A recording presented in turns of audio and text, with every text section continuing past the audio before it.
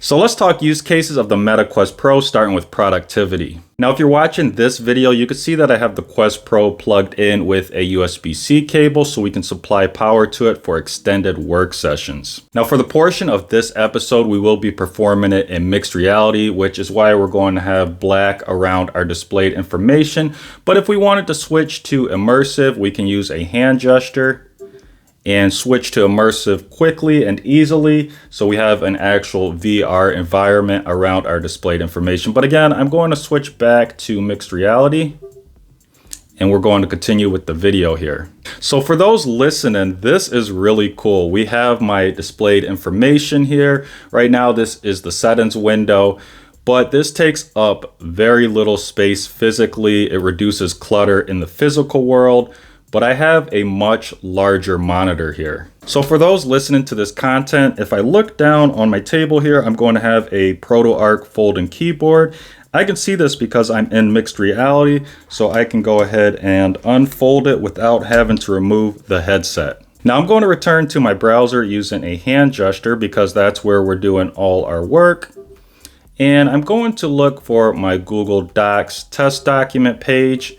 Here we are. You can see everything is quick and easy to open. Even with hand gestures, this works really well, although I will say there's a learning curve. Now I'm going to reset my monitor here because it moved around. So I'm going to pinch and then drag there. Look where I want the monitor to go. Now it's higher up again. And we are going to perform a typing test in this Google Doc using a folding keyboard. So here is the typing test. You can see this works really good. This is actually very good for content creation. I write a lot of my ideas, obviously, in a Google Doc or in Google Keep Notes. And there's also the option to type by voice. So let's see if we can demonstrate this. So in order to demonstrate this, we're going to start a new line. I'm going to tap enter, and then you'll see that we have this keyboard icon beneath our display. We're going to click on it, and then we have a mic. And once we click on that, we can start voice typing. So here is a sample of voice typing in a Google document. And you can see this works really well. And now I will click the X. And then you'll see we have this, is this what you said question at the bottom for feedback. We can click the thumbs up and it says thanks for giving your feedback. Now gestures are going to be helpful in other situations. So for example, we have Google News here. If I click on this, I can scroll this web page using a gesture. We can also click on links. So this is actually very efficient. Again, there is a learning curve. It does require some patience and precision.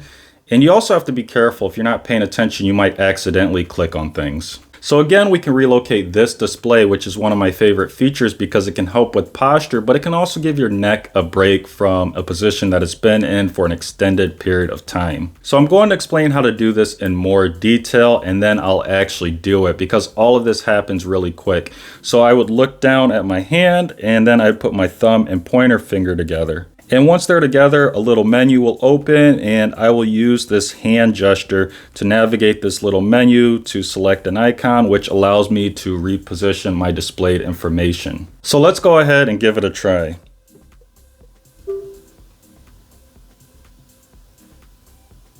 So now you can see my displayed information is high up. So I may not want it this high, so again, I'm going to change it just to demonstrate how efficient this is. And now it's eye level again. Now, of course, you could use a Quest Pro controller. We're going to pick it up here, and I will demonstrate how you can just navigate the web page here. You can click on different pages. You can scroll down in these other pages. So this is an option if you don't want to use the hand gestures. It's just more precise and faster. Now, I will say creating content through the Quest Pro is certainly a highlight here.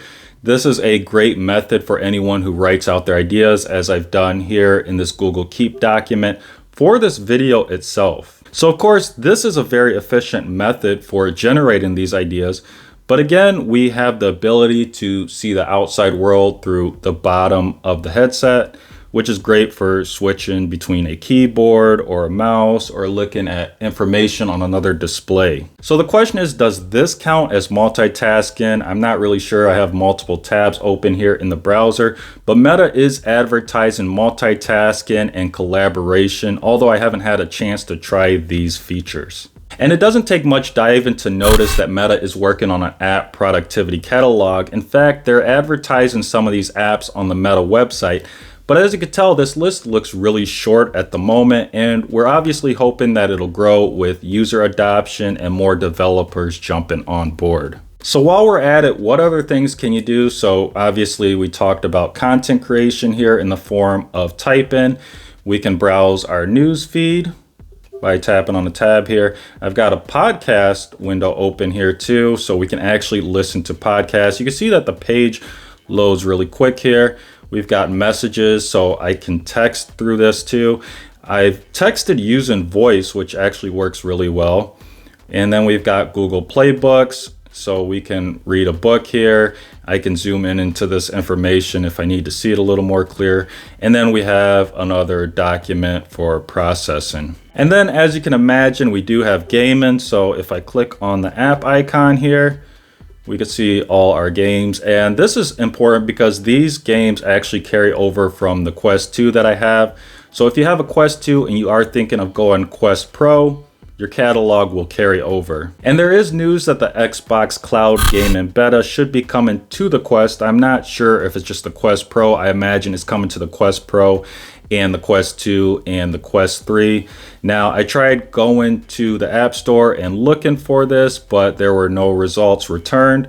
I did go to the Xbox Cloud Gaming website though. I was able to access it. The games actually did load, but I wasn't able to pair a controller. And then we have streaming, so think Amazon Prime Video, Netflix, and if we scroll down to the bottom, YouTube. So I'm going to grab my controller here, and then we'll wait for it to connect there. It takes about a moment, and then we can click on YouTube VR. So here we are in YouTube VR, and you can actually tell that volume is really good here. Again, we have a speaker on the left and right side here, so you get a surround sound experience. And this essentially replaces your living room television, and even more so for a display larger than you could probably fit in your house. And then the added pixel density of the Quest Pro over the Quest 2 is going to be huge here. Everything looks really good, really clear. It's almost as good as watching on an actual TV. You can notice some small cons here, but for the most part, it's really good, really clear.